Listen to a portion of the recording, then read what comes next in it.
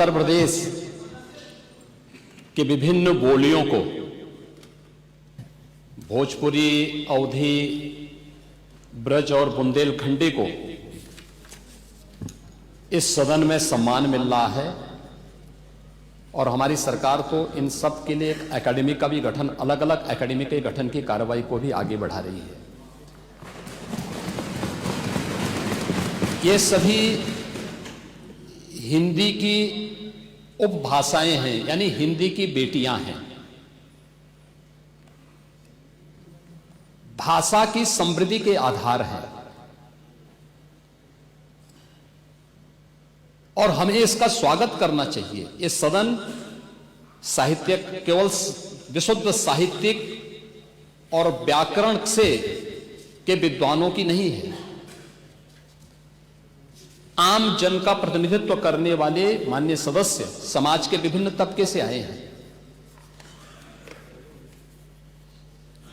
अंतिम पायदान पर बैठे हुए व्यक्ति की आवाज को भी इस सदन में मुखरता मिले,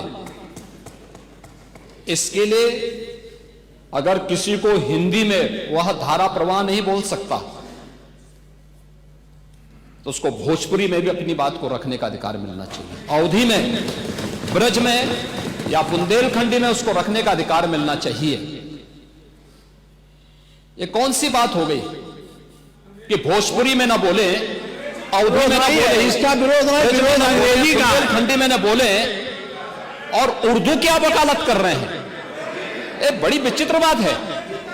आप मुझे बताइए, मैं इसीलिए कहता हूं कि आप समाजवादियों का चरित्र ही इतना दोहरा हो चुका है, इतना दोहरा हो चुका है कि अपने बच्चों को भेजेंगे इंग्लिश पब्लिक स्कूल में और दूसरों के बच्चों को बोलेंगे कि एक गांव के उस विद्यालय में पढ़े जहां संसाधन भी नहीं है।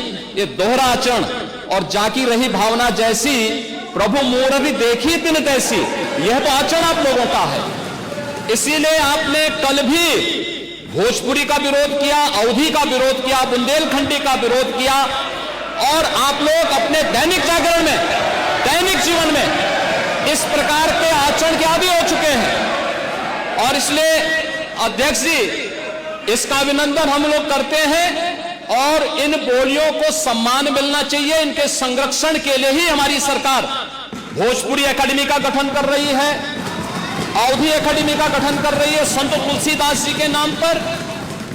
इसी के आधार पर ब्रज भाषा इतनी समृद्ध भाषा है। सूरदास जी ने अपनी सभी रचनाएं उसी भाषा में दी हैं। संत तुलसीदास जी ने अपनी कालजयी रचना रामचरितमानस, जो इस सदन में ही नहीं, उत्तर भारत के अंदर और भारत से प्रवासी हुए जितने भी ऐसे लोग हैं जो मॉरिशस में या दुनिया के फिजी में या दुनिया के किसी देश में गए, उनके संकट काल में रामचरितमानस ही तुलसीदास जी का अवधी भाषा में रचा गया, रामचरितमानस ही उनका सहारा बना था। और आज जब उसको सम्मान मिल रहा है तो आप उसका विरोध कर रहे हैं। बड़ी विचित्र सी स्थिति है। आप हर अच्छे कार्य का समाज, आज के यही ढोंग है आप लोगों का, यही ढोंग है। हर अच्छे कार्य का आप विरोध करेंगे, हर अच्छे कार्य का आप विरोध करेंगे। हर अच्छा कार्य जो प्रदेश के हित में है, देश के हित में है, आप उसका विरोध करेंगे। और मुझे लगता है इस प्रकार के विरोध की निंदा होनी चाहिए और हम इसका समर्थन करते हैं जो उत्तर प्रदेश की बोलियों को सम्मान मिल रहा है। मैं आपका धन्यवाद करूंगा और विधानसभा सचिवालय को इस बात के लिए धन्यवाद दूंगा। कल हम लोगों ने यहां पे इसका शुभारंभ किया, समाजवादी पार्टी ने उसका विरोध किया है और मुझे लगता है कि प्रोसीडिंग का हिस्सा होना चाहिए। इनको समाज के सामने एक्सपोज करना चाहिए। अपने बच्चों को ये लोग पढ़ाएंगे इंग्लिश स्कूलों में और दूसरे के बच्चे के लिए अगर वो सुविधा सरकार देना चाहते हो, कहते नहीं उर्दू पढ़ाओ इसको, यानी उसको मौलवी बनाना चाहते हैं, कठपुल्ला पर जोड़ते इसको ले जाना चाहते हैं। ये नहीं चल सकता है।